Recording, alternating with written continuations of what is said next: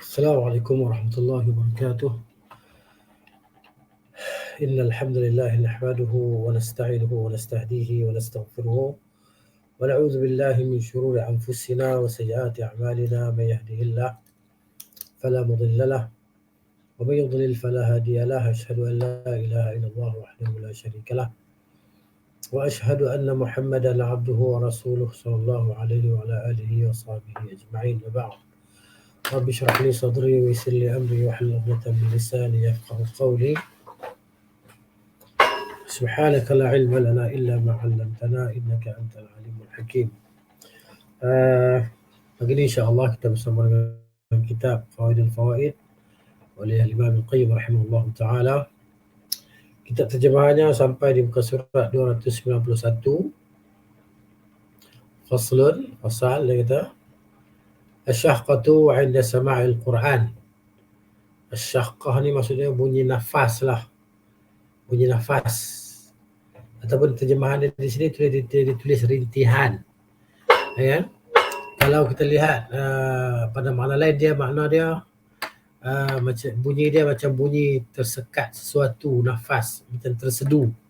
Macam tu. Gitu. Kan? Macam dia macam bunyi macam keluhan macam tu. Boleh terjemah macam tu juga. Jadi maknanya maksudnya bunyi nafas lah, bunyi nafas yang kuat begitu. Bunyi nafas yang kuat. Dia kata Asy-syahqatu allati ta'ridu 'inda sami' al-Quran. Keluhan atau perintihan dia kata ketika mendengar Al-Quran ataupun lainnya selain Al-Quran, dia bunyi macam bunyi suara nafas yang kuat tu kan. Laha asbabun, ia mempunyai beberapa sebab. Macam bunyi syahqah tu, bunyi rintihan keluhan tu kan. Kan? Ataupun isakan boleh juga. Okay. Bunyi isakan macam tu ketika mendengar bacaan Al-Quran. Kenapa? Kerana kekhusyukan tadi kan. Kekhusyukan yang melampau, maka dia melibatkan nafas ataupun gerakan nafas kita. Okay. Sebenarnya dia bukanlah sesuatu yang disyariatkan pun. Sampai kita baca Quran atau dengar Quran kena bunyi macam tu kan. Bukan disyariatkan pun, sebab Nabi SAW orang yang paling mulia turun padanya Al-Quran, tak berlaku macam tu pun. Cumanya disyariatkan kita ni adalah ketika kita baca Quran ataupun mendengar Quran, kita sampai pada ayat-ayat cerita tentang siksa dan sebagainya, kita rasa macam menangis, takut kan. Ini yang disebut dalam beberapa ayat dalam Quran lah kan. Contohnya Allah Ta'ala sebut dalam surah Maryam ni ayat 58 kan. Allah kata a'udzubillahi minasyaitonir rajim. Ulaika alladhina an'ama Allahu 'alaihim minan nabiyyin min dzurriyyati Adam wa mimman hamalna ma'a Nuhin wa min dzurriyyati Ibrahim wa Israil wa mimman hadaina wajtabaina إذا تتلى عليهم آيات الرحمن خروا سجدا وبكيا. Okay? Cerita sifat dia bawah. Mereka itulah sebahagian daripada Nabi-Nabi yang telah dikurniakan Allah nikmat yang melimpah-limpah kepada mereka dan keturunan Nabi Adam. Okay? Dan dari keturunan orang yang kami bawa dalam bahtera bersama-sama Nabi Nuh, dan dari keturunan Nabi Ibrahim dan dari keturunan Israel, dan mereka itu adalah orang-orang yang kami beri hidayah, petunjuk dan kami pilih. Apabila dibacakan kepada mereka ayat-ayat Allah, ayat-ayat Ar-Rahman, mereka segera sujud serta menangis. Itu sifat orang yang mendengar Al-Quran. Bukan dia meraung-raung, merintih-rintih. Itu. Tapi kalau dah terjadi macam tu, tak ada apa-apa lah. Kan? Bukan. Mana dia dah terlampau sampai kepada darjat kekhusyukan macam tu. Tapi bukanlah sesuatu yang disyariatkan ketika mendengar atau membaca Al-Quran kita kena merintih. Ya, sebab tak pernah diriwayatkan Nabi SAW Nabi merintih ketika baca Al-Quran, turun Al-Quran kepada dia, begitu sahabat-sahabat yang lain kan. Cuma perkara ini dikenal di kalangan tabi'in macam tu je. Jadi dia kata, kembali kepada buku kita, mana dia? Okey. Ni. Dia ada beberapa sebab lah. Ya. Suara rintihan seorang Muslim ketika mendengarkan bacaan Al-Quran ataupun tak kala mendengar nasihat disebabkan oleh salah satu faktor berikutlah. Yang pertamanya dia kata munculnya bayangan tentang suatu derajat atau kedudukan yang tidak dimilikinya. Ya, kita tengok pada orang yang alim, yang apa nama tinggi ilmu dia, yang hebat amalan dia, ya kan? Jadi dia cerita tentang sesuatu perkara kita rasa macam kalaulah kita berada di darjat macam dia, darjat keilmuan yang tinggi dan darjat kekhusyukan dalam ibadat, dia bagi perasaan rintihan tu macam keluhan, macam isakan tu kan. Macam tu. Jadi ketika mendengarkan Al-Quran dia ingin meraih darjat tersebut. Darjat, contohnya dia mendengar tentang darjat orang-orang beriman dalam syurga, ya kan? Darjat apa namanya? Mereka yang apa nama ditinggikan darjat dari sisi Allah Subhanahu Wa Taala sampai kepada syurga Al-Firdaus. Ruh para syuhada masuk ke dalam syurga menikmati segala apa yang ada di dalam syurga. Jadi dia rasa macam nak sampai ke darjat tu, tapi dia tidak memiliki darjat itu. Dia rasa macam di situlah dia merintih tadi. Dia ingin meraih darjat tersebut dan saat itulah dia menarik nafasnya. Gitu kan. Masa macam tu. Tarikan nafas macam ini ada tarikan nafas yang disebabkan oleh kerinduan terhadap sesuatu. Ya, dia kata dalam bahasa Arabnya ayaluha lahu dhanba ayaluha lahu 'inda as-sama'i darajatun laysa lahu fartaha ilaiha fatahdusa lahu syahqah. Fahadi syahqu syauqin. Rintihan kerinduan. Dia rasa nak sampai, nak pergi kepada derajat itu. Dan sebab itulah yang menyebabkan dia tadi merintih dan mengeluh tadi. Gitu. Itu yang pertamanya. Yang keduanya, dia kata ayaluha lahu dhanbun irtakabahu fayashhaqa khawfan wa hazanan ala nafsihi wa hadhi syahqatu khasyatin. Ya. Jadi ketika muncul bayangan dosa yang pernah diperbuat oleh orang itu, lalu dia menarik nafas kenapa merasa takut dan cemas terhadap keselamatan dirinya. Ya. Dia maka masa tu dia mengeluh dan merintih.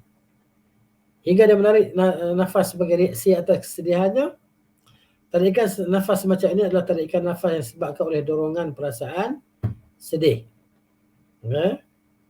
Jadi mana? Sebenarnya kan kita ni ketika melakukan dosa kita menyesal, kita bersedih. Kesedihan itu maksudnya adalah perubahan daripada satu keadaan kepada keadaan yang lebih baik, ya kan? Jadi situ lahirnya kesedihan, rasa sedih tadi kan.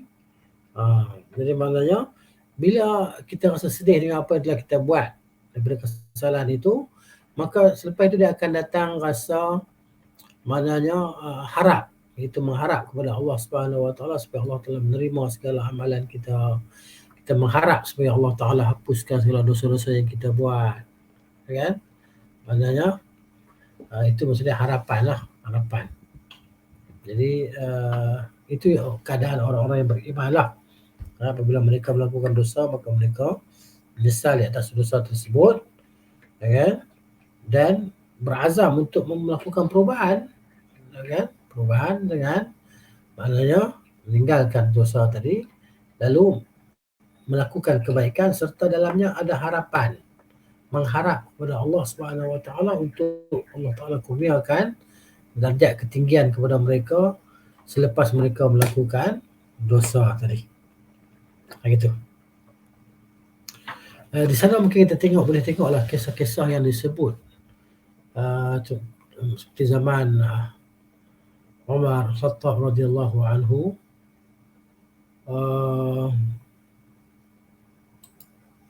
Mana tadi Ustaz tengok tadi kisah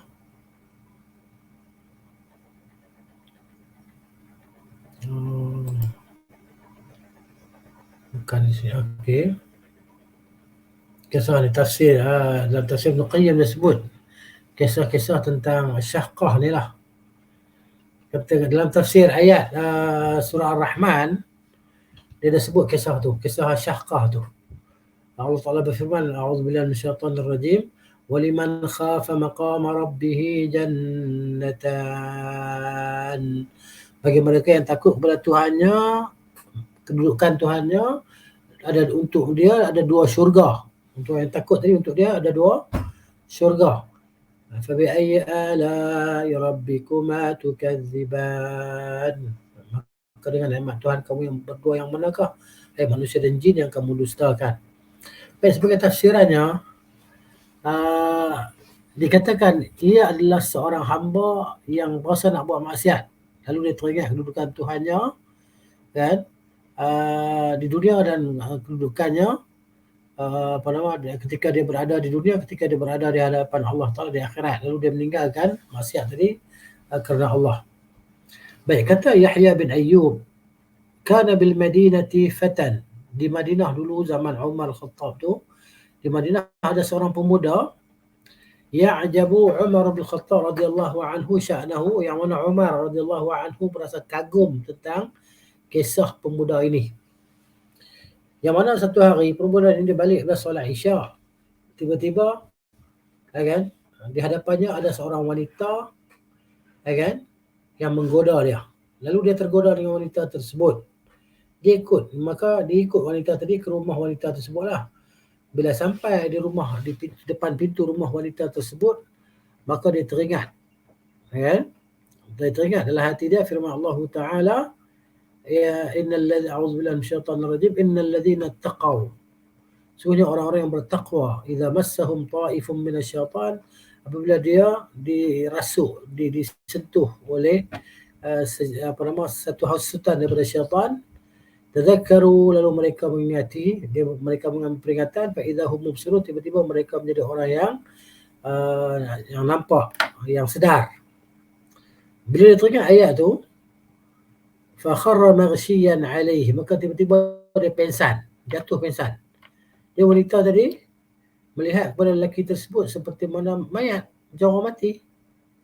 Ya, sehinggalah mereka, wanita tu dengan dia punya pembantu dia, mengusung lelaki tersebut ke rumah dia kembali.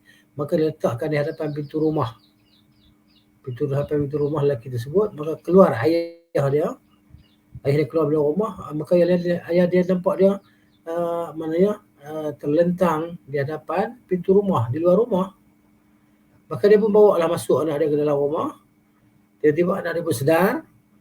Maka ayah dia pun tanya dia, apa yang telah mengenal kamu, hai anakku? Anak dia tak beritahu. Falam yukhbirhu, anak dia tak cakap apa. Maka dia sentiasa beritahu. Dia tanya lagi. Sehinggalah anak dia cerita apa yang berlaku. Kan? Ketika dia baca ayat tadi, sehingga dia teringat ayat tu, innal ladzina taqaw idza massahum ta'ifun minasyaitani tadzakkaru fa idza hum mubsirun. Dia baca ayat tu. Selepas dia baca ayat tu, kan? Syahiqa syahqatan. Dia pun berlaku satu keluhan, dia keluar nafas dia, ataupun dia tarik nafas gitu. Waktu tu juga nafas dia terhenti, keluar nafas dia, fabalagha Umar, maka matilah dia ketika itu. Maka sampai berita itu kepada Umar radhiyallahu anhu, kisahnya. Maka Umar kata, ala adantumuni bimauti, tidakkah kamu khabarkan kepadaku tentang kematiannya? Maka Umar pun pergi, sehinggalah Umar berdiri di kuburan dia. Maksudnya dia bila dah di bumi, baru dia pun beritahu Umar. Baru tahu kisah tu, dia pun pergi dia berdiri kubur muda tu, dia kata apa? Waliman khafa maqam rabbih jannatan. Bagi orang yang takut kedudukan Tuhannya, baginya untuknya dua syurga. Jadi kita yang takut kepada Allah Ta'ala ni, bila kita dah buat maksiat, kita menyesal, takut sungguh lah kan. Menyesal sungguh lah. Maka untuk kita ada dua syurga, jannatan. Jadi maka Umar terdengar suara daripada dalam kubur yang berbunyi, qad a'tani rabbi ya Umar, Tuhanku telah berikan kepadaku wahai Umar. Daripada jannatan itu, dua syurga tersebutlah. Baik. Al-Hasan Al-Basri telah menyebut kisah ini daripada Umar radhiyallahu anhu melalui jalan yang lain, cerita lain pula. Yang mana ada seorang pemuda di zaman Umar Khattab radhiyallahu anhu, ini disebut dalam kitab Tafsir Al-Qayyim, sentiasa melazimi masjid dan sentiasa beribadah lah. Kan? Satu hari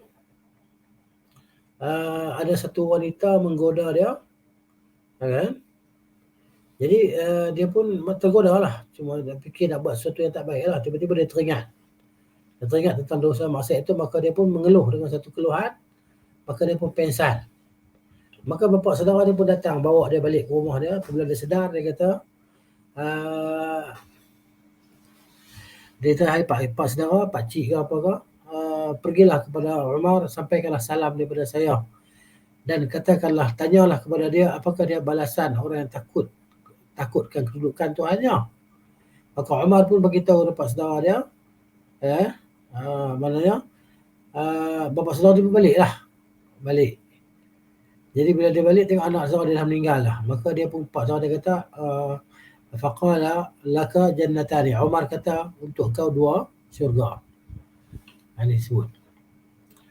Dan dalam Jami' At-Tirmizi, ini kisah tentang syahqah. Syahqah maksudnya keluhan atau perintihan tadilah. Dalam Jami' At-Tirmizi daripada hadis Ibnu Umar radhiyallahu anhuma qala Rasulullah SAW, kana dzul kifli, adalah dzul al-kifli la yatawarra', dia tidak tak kisah dengan dosa yang dilakukan. La yatawarra' min dhanbin amilahu, dia tidak kisah dengan dosa yang dilakukan, apa pun tak kisah. Fa'atadhum ra'atun fa'ataha 60 dinaran, lalu dia didatangi oleh seorang wanita, maka diberikan kepada wanita itu 60 dinar untuk dia menyetubuhinya. Falamma qa'ada maq'ad ar-rajul min imra'atihi, lalu dia duduk di hadapan wanita itu untuk menzinainya.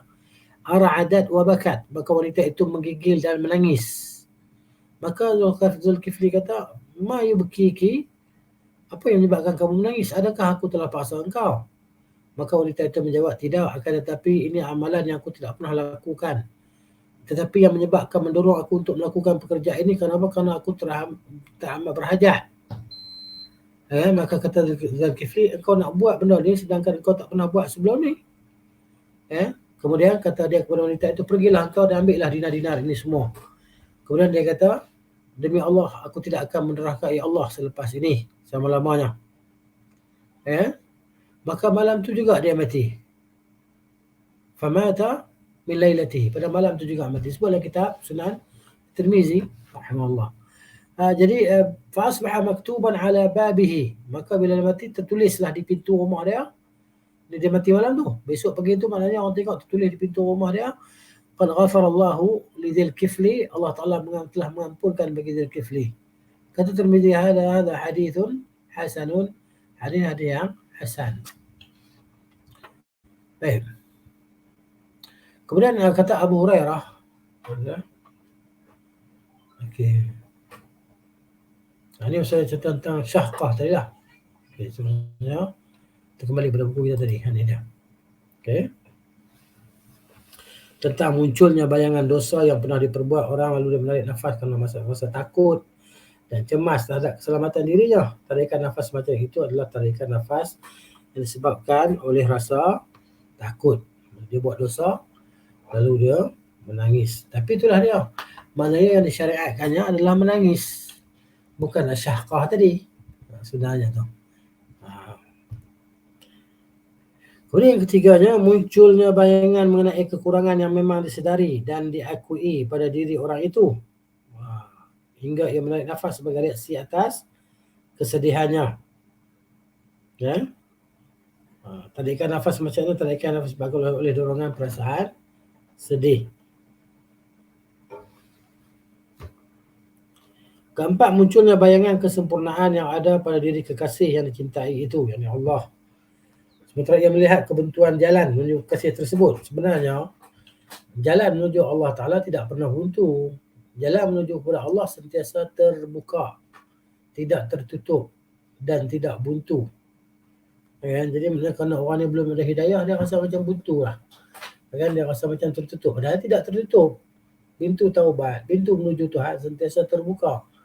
Terpulanglah kepada setiap hamba untuk kembali kepada Allah Ta'ala, bertaubat, beristighfar. Terpulanglah. Jalan tidak pernah tutup dan tidak pernah ada kebuntuan lah. Tapi orang ni dia rasa macam ada kebuntuan. Bila rasa buntu macam, dia pun rasa tarik nafas. macam mana dia kan. Dia dah rasa macam dia nak kembali kepada Allah Taala tapi dia tak nampak jalan. Sebenarnya tak, jalan tu sentiasa ada. Dia kena cari orang yang berilmu lah untuk tunjukkan kepada dia macam mana jalan untuk kembali kepada Allah Subhanahu wa taala.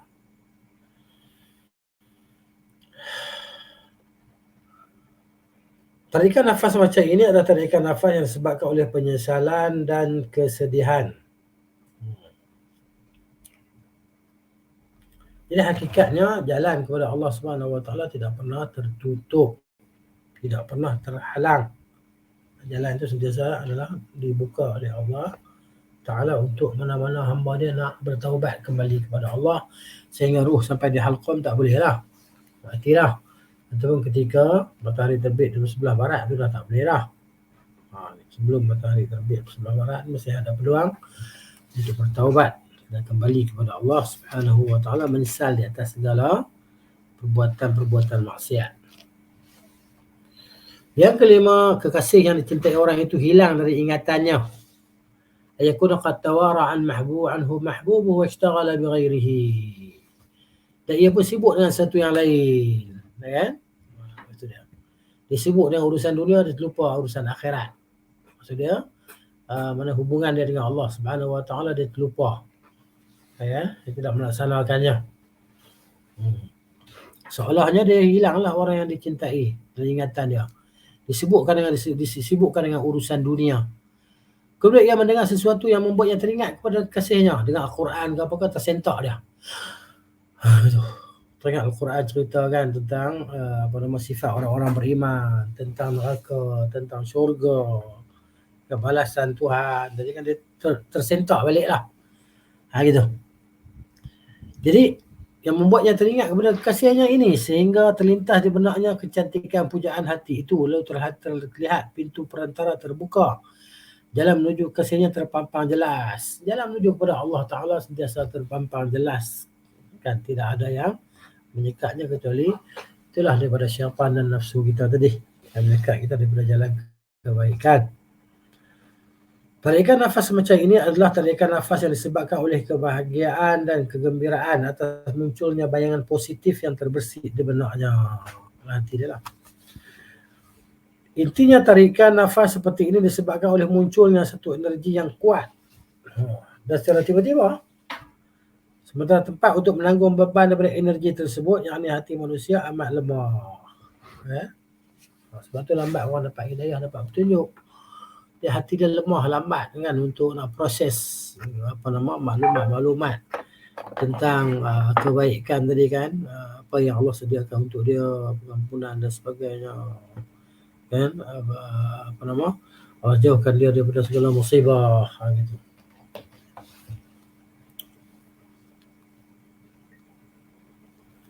Kemudian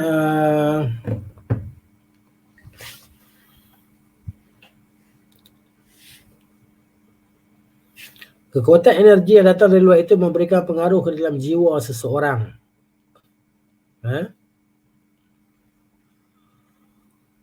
Contohnya, dia mendengar nasihat yang menusuk kalbu lah, menusuk jiwa dia kan. Dia belum tersentak dan disedar daripada kesesatan dia selama ini. Lalu dia segera bangun dan bertaubat kepada Allah Subhanahu wa taala. Kekuatan energi itu datang dari luar lah, yang memberikan pengaruh dalam jiwa seseorang. Kekuatan itu memang tidak tampak atau disedari olehnya. Dan demikian itu berpengaruh lebih kuat dan tidak lebih lama. Apabila kekuatan daripada luar tersebut nak tampak oleh seseorang, maka efek yang diakibatkannya akan melemah, bahkan nyaris terputus. Ini kekuatan daripada luar ni lah, bantuan luaran kan. Dengar bacaan Al-Quran, dengar kisah-kisah diceritakan oleh Nabi SAW dalam hadis-hadis yang sahih dan sebagainya. Nanti akan mendatangkan kekuatan dalam jiwa dia. Ketentuan ini berlaku pada tarikan nafas yang dialami oleh orang yang jujur sahaja. Hal ini mengingat bahawasanya tarikan nafas bisa dilakukan oleh orang yang jujur, orang yang hanya mencuri-curi, maupun orang yang munafik. Maksudnya, mereka orang boleh buat apa benda ni kan, dia boleh buat, tapi benda ada yang datang secara spontan, secara tak sedar. Ada yang dia maknanya datang secara dengan cara dia buat-buat. Seperti orang munafik dan orang yang tidak jujur tadi kan, memang dia buat-buat lah, bukan sungguh benda tu datang untuk maknanya menyedarkan diri dia. Gitu. Habis tu, masuk pula bab yang ketiga, ketakwaan ada di hati lah. Contoh berkenaan dengan hadis Nabi, fil hadis an-nabawi, berkenaan dengan hadis-hadis Nabi SAW lah. Okey. Di sini disebut at-taqwa fil qulub. Ketakwaan itu berada di dalam hati. Faslun. Qala Abu Darda radhiyallahu anhu, kata Abu Darda radhiyallahu anhu, ya habadha naumul akyasi wa fitruhum, كيف يغبنون به قيام الحمقى وصومهم والذرة من أصحاب التقوى أفضل من أمثال الجبال عبادة من المغترين. Okay. Abu Darda radhiyallahu anhu dia kata apa? Alangkah terpujinya tidur dan berbuka puasa. Okay. Naumul akyasi wa fitruhum. Tidur yang bijak. Okay. Orang yang bijak dan mereka berbuka puasa. Kaifa yaghbiduna bihi. Lihatlah bagaimana mereka mengungguli solat malam dan puasanya. Beruntung dengan qiyam dalam solat dan puasa mereka, qiyamul hamqa wa saumahum, dan puasanya orang yang bodoh. Okay? Yaghbiduna bihi qiyamul hamqa wa saumahum. Bagaimana mereka mengungguli, maksudnya mereka memenangi di atas solatnya orang-orang bodoh dan juga puasanya orang-orang bodoh. Maksudnya tuan-tuan berkenaan dengan orang yang bijak lah. Dia kata ingatlah bahawa sebiji sawi ibadah yang dilakukan orang-orang yang bertakwa adalah lebih utama daripada sebesar gunung ibadah yang dilakukan oleh orang-orang yang terperdaya. Kan? Maksudnya ibadah yang sedikit yang tapi dilakukan oleh orang yang bertakwa lebih afdal daripada orang yang melakukan banyak ibadah, umrah, haji, kan? Tapi mereka maksudnya orang yang bodoh tadi, yang terpedaya. Ungkapan ini merupakan salah satu ungkapan yang syarat dengan hikmah. Yang penuh dengan hikmah. Naumul akyas wa fitruhum. Maksudnya tidur orang yang bijak, dan maksudnya makan orang yang bijak itu kan, lebih afdal, lebih baik daripada solat orang yang bodoh dan puasa orang yang bodoh.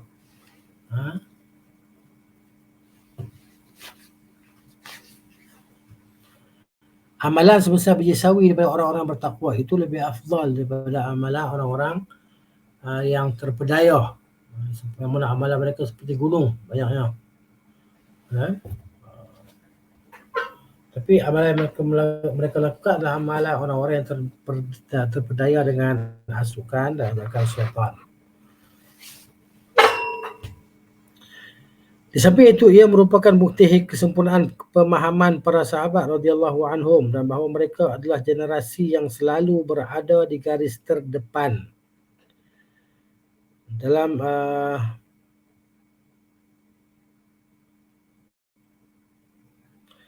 meraih setiap kebaikan daripada generasi yang datang sesudah mereka. Dan ketahuilah seorang hamba hanya dapat menempuh jalan menuju Allah dengan hati dan harapannya, bukan sekadar dengan anggota badannya sahaja. Mesti ada hati dan harapan. Maksudnya al-azam wal-raja'u, kan? Keazaman dan harapan itu mesti ada lah.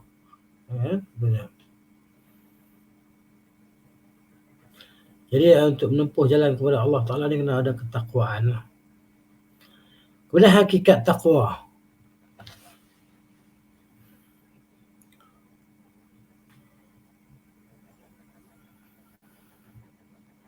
Ketakwaan pada hakikatnya terletak pada ketakwaan hati.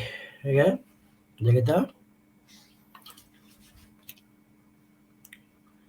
hakikat taqwa, taqwa fil haqiqah taqwa al-qulub. Hakikatnya ketakwaan itu adalah ketakwaan hati lah. La taqwal jawarihi, bukan ketakwaan di seluruh anggota badan kita. Jalan pun tunduk, kan, perlahan dia jalan. Bukan maksud gitu. Orang kata pijak semut pun tak mati. Tapi sebenarnya ketakwaan itu dalam hati. Bukan maksud daripada penampilan kita. Kadang-kadang penampilan itu boleh menipu orang kan. Qala ta'ala, a'udzubillahi minasyaitonir rajim. ذلك ومن يعظم شعائر الله فإنها من تقوى القلوب. Demikian itu orang-orang yang mengagungkan syiar-syiar Allah, maka sungguhnya ia adalah termasuk daripada ketakwaan hati. Membesarkan syiar Allah termasuk dalam ketakwaan hati.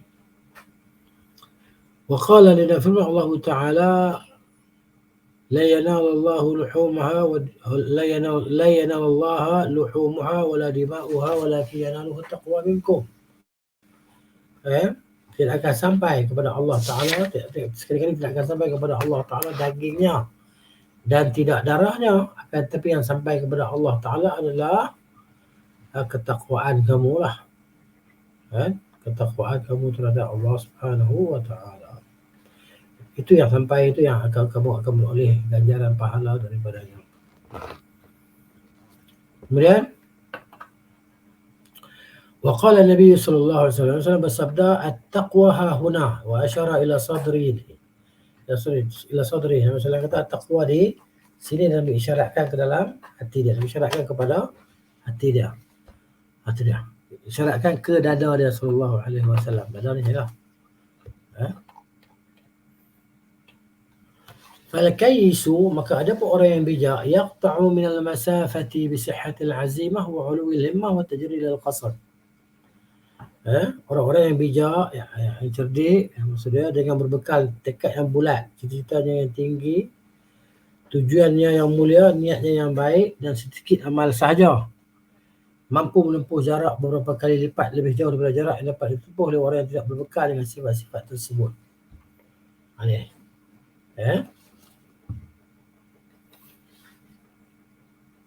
Ini orang yang bijak lah.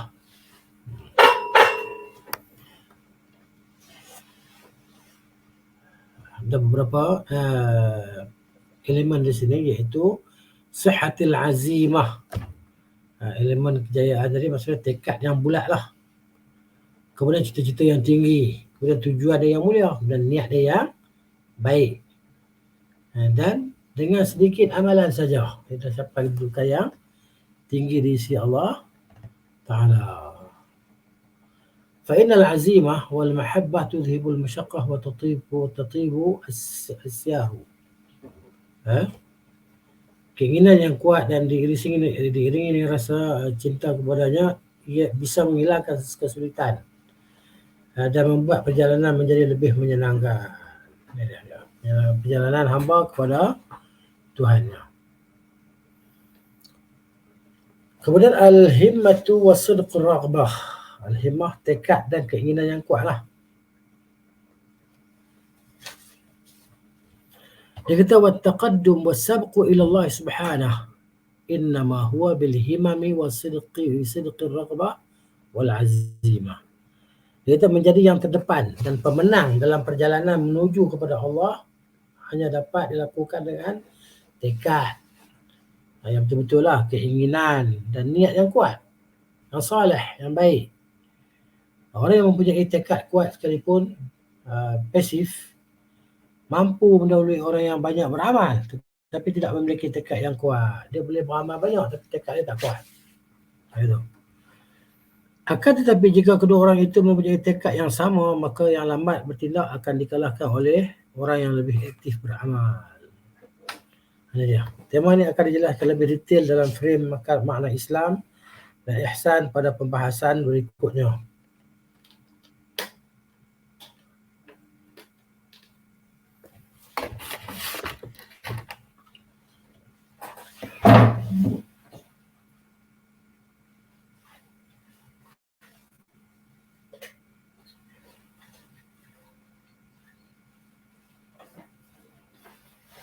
Kemudian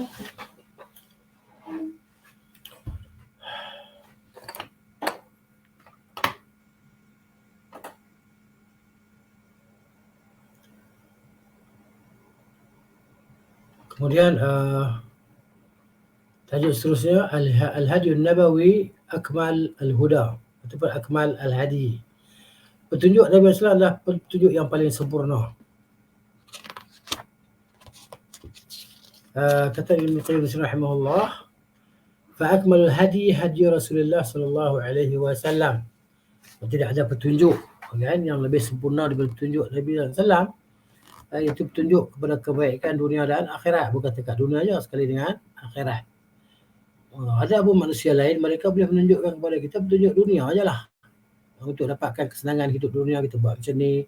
Ada tips yang mereka berikan untuk kita berjaya dalam perniagaan, berniaga dalam pelaburan. Di mana ada tips-tips tertentu lah. Itu. Tapi itu untuk dunia sajalah, bukan untuk akhirat kita. Itu bukan untuk dunia dan akhirat. Dia package dia untuk dunia, bukan package dunia akhirat. Jadi petunjuk yang paling sempurna adalah petunjuk Rasulullah sallallahu alaihi wasallam. Apabila kita melaksanakannya, maka kita akan dapatlah apa yang kita hajati. Kan? Apa yang kita nak. Teringatlah satu hadis bahawa Ubay bin Ka'ab radhiyallahu anhu, dia kata kepada Nabi SAW, ya Rasulullah, berapa saya perlu berselawat kepada Rasulullah dalam doa saya? Kalau saya baca 1/4 daripada doa itu saya gunakan untuk berselawat kepada Nabi SAW, adakah baik? Nabi kata, kalau terpulanglah kepada kamu, kalau kamu tambah maka ia lebih baik. Ya. Jadi maknanya dia kata kalau macam tu saya jadikan setengah daripada doa saya itu adalah selawat untuk Rasulullah SAW. Maka Nabi kata baik, tapi kalau kau tambah lagi baik. Ya. Nabi kata terpulanglah padamu kalau kau tambah lagi baik. Sehingga dia kata saya jadikan seluruh doa saya itu sepenuhnya adalah selawat kepada Rasulullah SAW. Nabi kata kalau macam tu segala kesukaran kau, kepayahan kau akan diatasi. Allah akan atasinya. Allah akan hilangkan. Kemudian dosa-dosa kau akan diampunkan. Begitu. Jadi kerana ini kerana petunjuk Nabi SAW yang sempurna lah. Petunjuk Nabi yang sempurna tadi. Wa kana muwaffiyan kull wahidin minhuma. Maknanya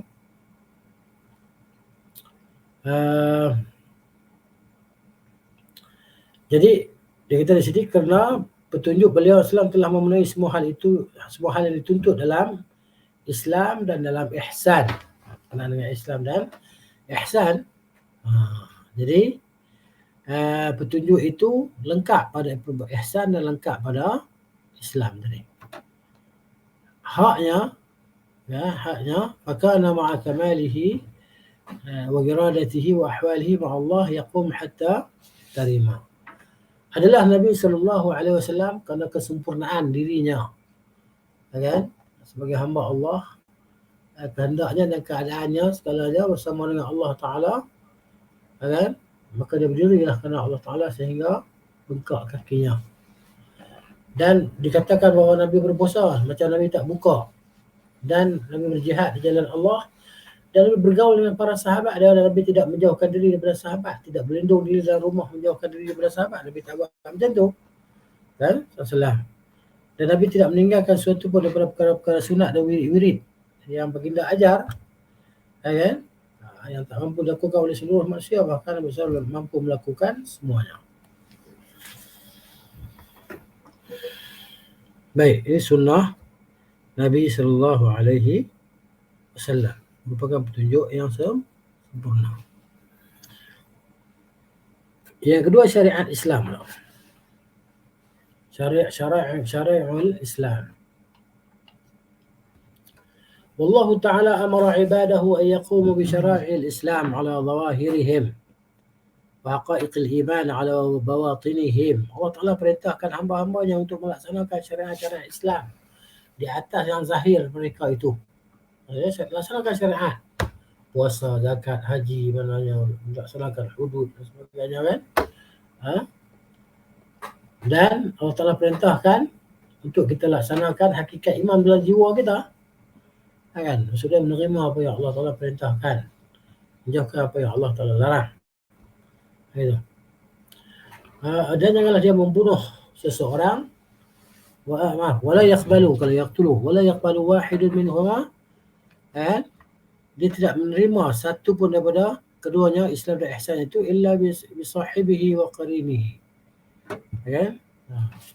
Melainkan daripada ahlinya dan kawannya. Kita sini. Maksudnya ihsan dan Islam tadi.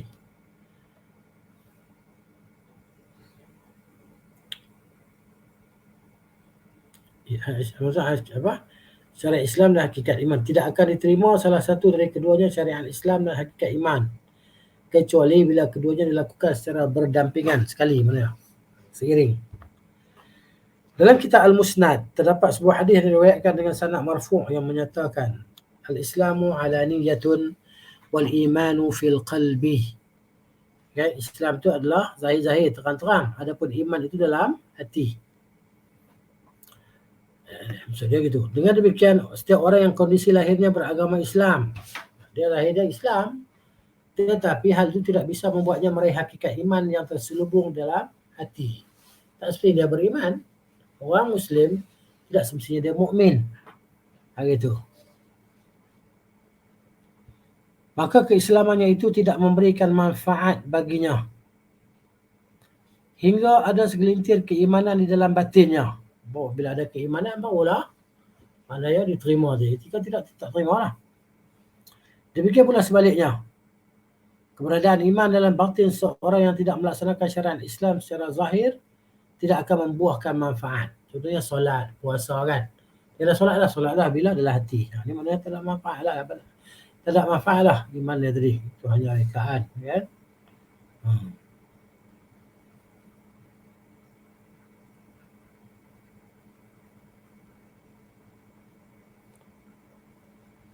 Baik, demikian pula sebaliknya, keberadaan iman dalam batin seseorang yang tidak melaksanakan syariat Islam secara lahir tidak akan membuahkan manfaat sebesar apapun kekuatan iman yang dimilikinya. Oleh sebab itu, seandainya hati seseorang telah luluh oleh rasa cinta dan takut kepada Allah, namun hal itu tidak diiringi dengan pelaksanaan ibadah, dia takut pada tu habis bayang tak, puasa tak, macam mana?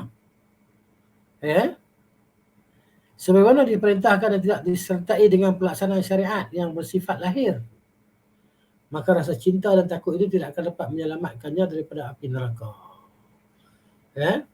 Cinta saya, cinta Allah itu rasa sembahyang tidak? Tak akan dapat selamatkan dia daripada neraka lah. Seperti ini maksudnya pelaksanaan syariat Islam. Seperti halnya seorang yang melaksanakan Islam secara lahiriah tetapi tidak terdapat hakikat iman dalam hatinya, ni orang munafik. Kan? Pergi sembahyang, puasa, kan? Tapi dia tidak beriman kepada Allah. Dia maksudnya orang munafik lah. Masuk neraka lah dia, kekal. Ni tidak dapat menyelamatkannya daripada api neraka. Ya, hakikatnya tidak ada petunjuk yang lebih baik daripada petunjuk Nabi SAW. Petunjuk Nabi lah yang terbaik. Kemudian yang ketiganya, golongan yang menempuh jalan Allah. Aqsamus sa'irina ilallah. Bahagian-bahagian orang-orang yang berjalan kepada Allah Ta'ala. Kata Ibn Qayyim rahimahullah, fa'idha wa idha urifa hadha, maka jika diketahui yang ini, fasadiquna sa'iruna ilallah wa daril akhirah qismani. Maka orang yang benar, yang berjalan kepada Allah Ta'ala dan negeri akhirat, mereka berada pada dua keadaan. Qismun sarafu ma fadala min awqatihim ma'al fara'id ila nawafil badaniyah.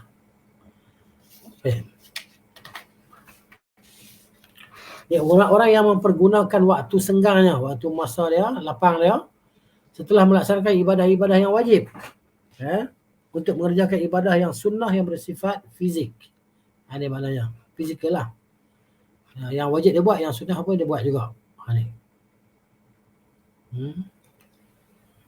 Ini kumpulan pertama lah. Kumpulan orang-orang yang bergerak berjalan kepada Allah Ta'ala.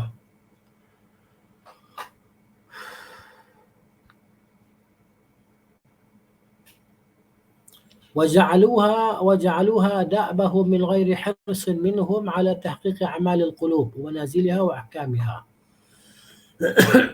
Namun demikian, dan menjadikan perbuatan tersebut sebagai kebiasaan mereka kan. Namun demikian, mereka tidak berupaya mewujudkan ibadah hati atau batin secara lebih mendalam. Yang adanya riak kan, rujuk tadi, sum'ah. Menapaki tingkatan demi tingkatannya dan melaksanakan hukum-hukum yang berkenaan dengannya. Golongan ini tidak meninggalkan hal fundamental dalam amal ibadah hati ini, tetapi perhatian mereka lebih terfokus pada peningkatan ibadah lahir sahaja. Padahal kena seiring lah, kan? Kena seiring hati dan luaran kita. Jika tidak, rugi lah. Gitu. Kalau tanpa hati ibadah, maka tidak ada kekhusyukan. Kan? Kalau hati khusyuk, yakin, tapi tidak ada ibadah, amalan fizikal, maka itu salah. Gitu.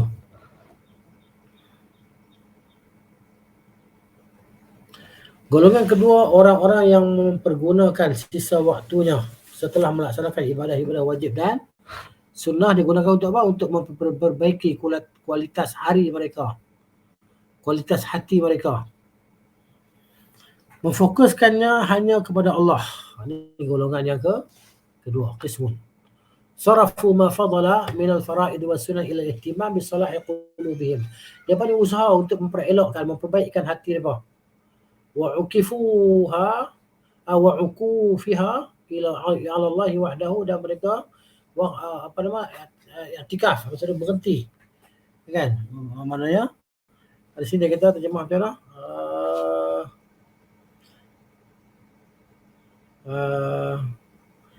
Menjaga bisikan-bisikan yang kehendaknya agar selalu tertuju pada Allah semata. Okay. So, memfokuskan hanya kepada Allah wa'ukufiha ala Allah wa'adahu, dan memfokuskannya hanya kepada Allah. Wal jam'iyyatu alaihi, serta menjaga bisikan-bisikan dan kehendak-kehendaknya agar selalu tertuju kepada Allah semata. Ini yang kedua. Mereka menjadikan kekuatan ibadah mereka terletak pada amalan-amalan ini. Amalan hati dan amalan zahir ni.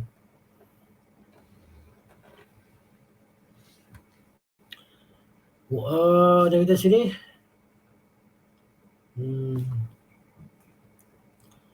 Seperti memperbaiki rasa cinta, takut, berharap, tawakal dan bertaubat kepada Allah. Bagi mereka, apabila hati mendapatkan sedikit warid dan ilham dari Allah, adalah lebih baik daripada melakukan banyak ibadah sunnah yang bersifat fizik. Ini golongan yang kedua. Jadi ada dua golongan lah. Golongan pertama tadi, mereka yang perbanyak melakukan perkara-perkara sunat, kan, setelah perkara-perkara fardu. Tetapi mereka tidak memperhatikan kepada hati dan hukum hakam dia.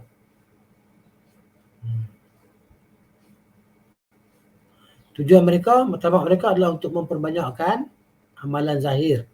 Ini golongan pertama tadi, kan. Golongan kedua, mereka mempergunakan sisa-sisa waktu. Waktu-waktu yang mereka lakukan fardu dan perkara sunat, dia menggunakan untuk apa? Untuk memperbaiki hati mereka. Jadi memfokuskannya hanya kepada Allah. Wa'ukufiha 'ala Allah wahdahu.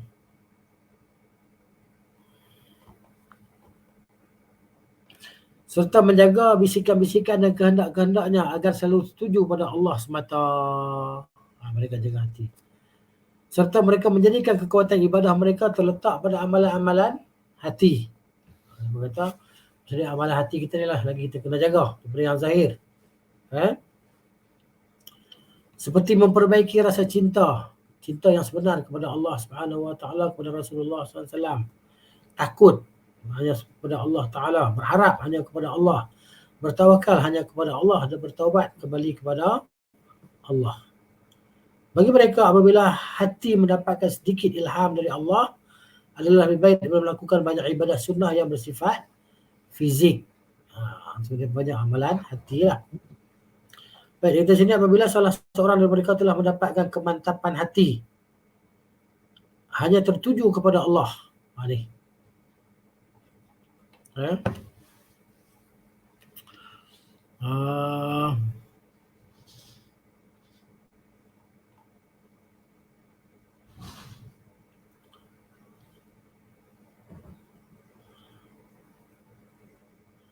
Dan mendapatkan ilham, baik ilham yang berupa ketenteraman jiwa, cinta kasih, rasa rindu, ataupun keluluhan hati dan kerendahan di hadapan Allah, maka ia tidak akan menggantikannya dengan sesuatu yang lain.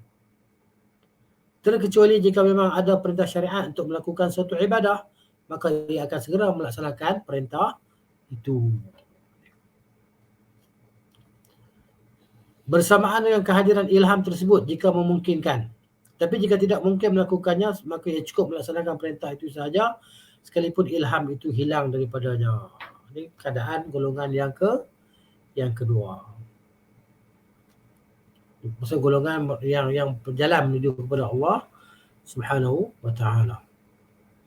Kemudian keutamaan ibadah sunnah. Ibadah yang sunnah.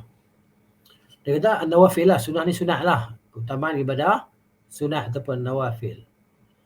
Dia kata fa idza ja'at an-nawafil fa ha huna mu'tarakut taraddud. Jadi ketika waktu pelaksanaan ibadah sunnah, ibadah sunat telah tiba, pada saat inilah golongan kedua di atas dihadapkan pada pilihan yang cukup sulit. Kan? Yang banyak memerhatikan tentang hati ni. Jika seseorang mampu mengerjakan ibadah sunnah itu bersamaan dengan salah satu bentuk ilham yang didapatkannya, maka itulah yang terbaik. Maknanya lakukan sekali ibadah batin, fizikal tadi lah. Solat, puasa, baca Quran, sedekah ni. Namun jika hal itu tidak mungkin dilakukan, maka hendaknya ia memerhatikan mana di antara yang lebih utama, yang lebih mendesak dan lebih dicintai oleh Allah. Apakah lebih baik mengerjakan ibadah nafilah sekalipun ilham dirasakan harus hilang pada saat itu? Misalnya contoh lah supaya kita faham. Membantu orang yang sedang kesusahan. Menunjukkan jalan orang yang tersesat. Menutupi hajat orang lain, mempertebal keimanan dan sebagainya, ataupun sebaliknya. Ni. Baik. Dia kata untuk beberapa contoh di atas, hendaknya hamba tersebut mendahulukan ibadah nafilah. Dahulukan ibadah nafilah. Kerana kedudukannya lebih utama daripada ilham yang dirasakannya. Apabila ia mendahulukan ibadah nafilah sunnah lah tersebut mendekat kerana Allah demi menggapai keredaannya dan untuk mendekatkan diri kepadanya, nescaya dia akan mengembalikan kepadanya ilham tersebut, bahkan lebih kuat daripada ilham yang sebelumnya. Ilham kepada melakukan berbagai kebaikan lah dan amalan soleh tadi. Adapun kes-kes yang lain bisa menjadi ilham yang datang lebih utama untuk dipertahankan daripada mengerjakan ibadah nafilah. Maksudnya ibadah hati tu lebih utama dijaga daripada nafilah yang zahir. Dia kata di sini pada keadaan-keadaan yang lain lah. Jika demikian kondisinya, maka yang harus dilakukannya adalah bertahan sampai ilham itu sirna. Sebab ilham tersebut bisa hilang selama-lamanya. Sedangkan ibadah nafilah tidak. Ibadah ilham ni berdasarkan dalam hati tadi. keyakinan hati, tawakal dan sebagainya lah.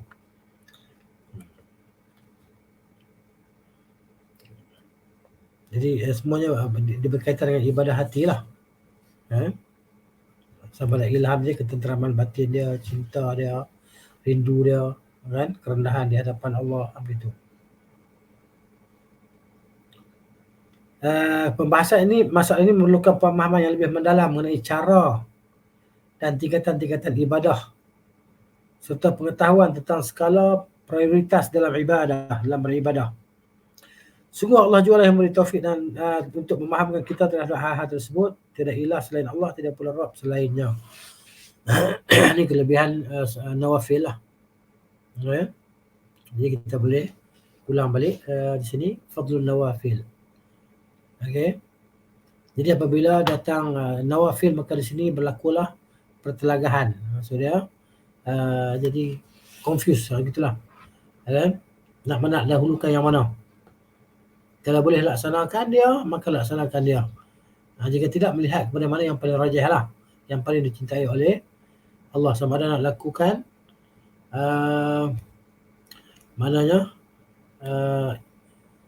qiyam nafilah tadi, walaupun hilang ilham yang datang dalam diri dia, tafakkur yang hilang dalam diri dia tadi, seperti menolong orang yang dalam kesusahan, ini amalan zahir.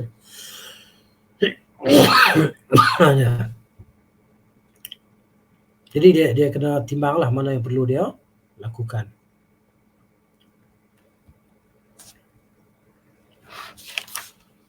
Kemudian ampunan bagi kaum muslimin yang ikut perang Badar.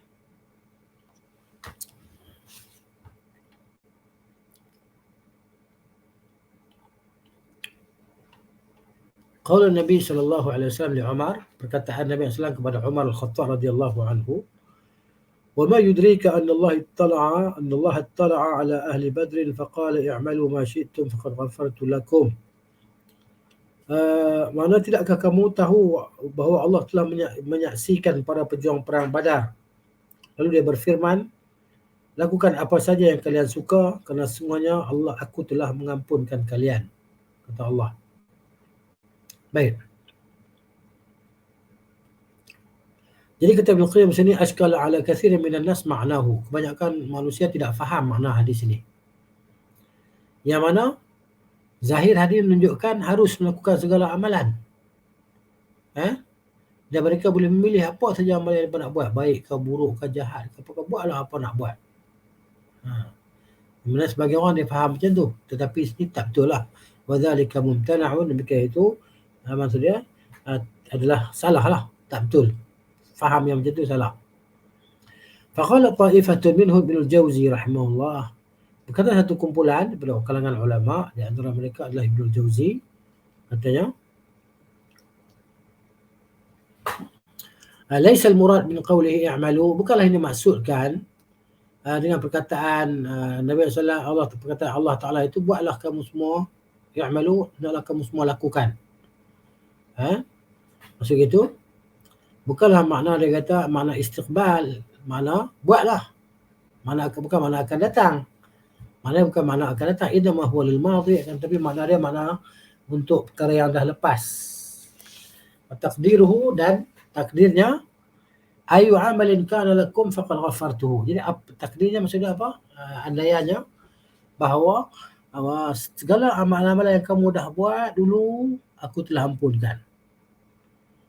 Qala, katanya, kata Ibnul Jauzi rahimahullah, wa yadullu ala dhalika syai'an. Ada dua perkara yang menunjukkan di atas demikian itu.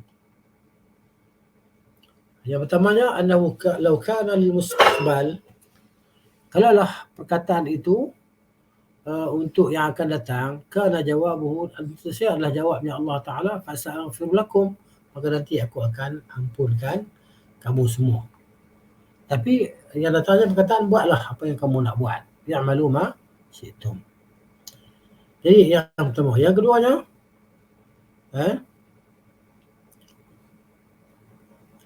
annahu kana yakunu itlaqan fi dzunub. Maknanya yang dimaksudkan sini adalah dosa, semata-mata dosa. Buatlah apa saja pun, dosa apa-apa, kamu tak akan diampunkan. Ini maksudnya tak betul. Lafaz ni la wajha lidzalika ni tidak benarlah. Gitu.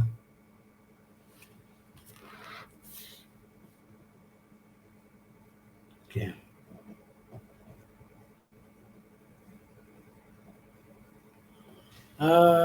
Wa haqiqatu hadzal jawab, dan hakikat bagi jawapan ini, inni qad ghafartu lakum, sesungguhnya aku telah ampunkan bagi kamu semua, bihadhihi al-ghazwah, dengan peperangan ini, perang Badar, ma salafa min dzunubikum, jadi aku telah ampunkan apa yang telah terdahulu daripada dosa kamu. Tetapi ini adalah makna dhaif lah pandangan yang macam ni. Kenapa? Kerana dua perkara. Pandangan ni lemah kerana dua perkara. Yang pertamanya, lafaz i'malu itu sendiri yang menjelaskan dia adalah untuk masa yang akan datang, bukan makna yang telah berlaku. Itu maksudnya. Dan wa qawluhu, dan firman Allah Ta'ala kata, fal ghafartu lakum, sesungguhnya aku telah ampunkan bagi kamu. Jadi maknanya bukan menunjukkan maksud buatlah dosa sepertinya, buatlah lagi apa dosa. Okay? Fa inna qawlahu qad ghafartu, firman Allah Ta'ala, sesungguhnya aku telah ampunkan, tahqiq li wuqu'il maghfirah, maksudnya pasti berlakunya pengampunan dosa pada masa akan datang. Seperti pada firman Allah Ta'ala, ata amrullah, telah datanglah perintah Allah, wa jaa rabbuka, datanglah Tuhanmu, bila ni? Maksudnya akan datang, iaitu di hari akhirat nanti. Itu dia. Al-thani, yang keduanya, anna nafs al-hadis, bahawa hadis itu sendiri menolaknya. Yarudduhu, hadis itu sendiri menolaknya. Kenapa? Sebabnya adalah kisah Hatib bin Abi Balta'ah. Dan kisah dia jadi spy bagi orang Quraisy ke atas Nabi SAW. Kan? Ini maknanya dosa yang berlaku selepas perang Badar, bukan sebelum perang Badar. Dan ia maknanya adalah menjadi sebab bagi hadis ni diucapkan oleh Nabi SAW, perbuatan Ka'ab bin Malik. Habib bin Abi Balta'ah. Habib bin Abi Balta'ah radhiyallahu anhu, fahuwa muradun minhu qat'an. Ini maksudnya hadis ni memang untuk diturunkan kerana Hatib bin Abi Balta'ah radhiyallahu anhu. Kemudian kata Ibn Qayyim, فَالَّذِي نَظُنُّ فِي ذَلِكَ, yang kami yakin pada demikian itu, wallahu a'lam, anna hadha khitabun liqaumin, ini adalah ayat yang ditujukan kepada satu kaum, qad alima Allah subhanahu, bahwa Allah memang mengetahui, Allah maha mengetahui mereka ini, annahum la yufariquna dinahum, mereka tidak akan tinggalkan agama mereka, bal yamutuna 'ala al-Islam, bahkan mereka ini akan mati dalam agama Islam. Wa annahum qad yuqarifuna ba'dha ma yuqarifuhu ghairuhum min adh-dhunub, dan sesungguhnya mereka mungkin melakukan dosa sebagaimana orang lain lakukan dosa, walakin la yatrukuhum subhanahu musirrina 'alaiha, tapi Tuhan tidak membiarkan mereka berterusan dalam dosa tersebut. Bahkan Allah telah beri taufik kepada mereka, dorongan kepada mereka untuk bertaubat dengan taubat yang nasuha dan mohon pengampunan. Istighfar, pemberian pengampunan, wa hasanatin, dan pahala-pahala akan memadam demikian itu. Wa yakunu takhsisuhum bihadza duna ghairi, jadi khususan ini untuk mereka, tidak untuk orang lain, kerana itu telah berlaku pun untuk mereka. Dan sungguhnya mereka telah pun diampunkan oleh Allah Subhanahu wa ta'ala.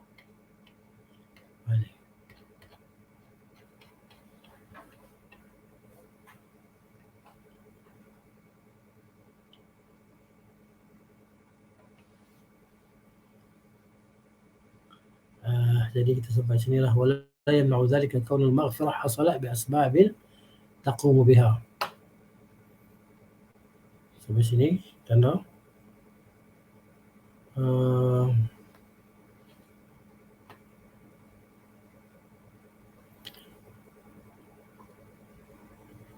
Wala yamna'u dzalika sini.